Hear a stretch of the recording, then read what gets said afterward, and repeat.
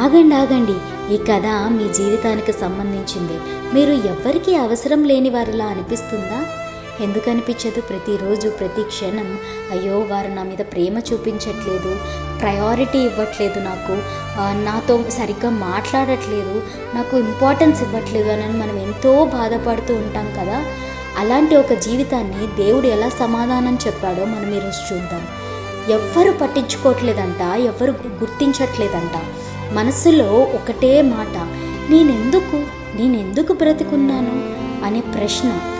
అప్పుడు దేవుడు చెప్పాడంట, నీవు వాళ్ళకి వీళ్ళకి కాదు, నీవు నాకు విలువైన వాడివి అని. నీ పేరు నా చేతిలో చెక్కబడి ఉంది అని యెషయా 49వ అధ్యాయంలో ఉంది కదా. దేవుని దృష్టిలో మీరు అమూల్యులు, వాళ్ళో వీళ్ళో మీరు ప్రయారిటీ ఇస్తారని మనం ఎదురు చూడొద్దు. దేవుడి దృష్టిలో మనం ఎప్పుడూ గొప్ప స్థాయిలోనే ఉంటాము.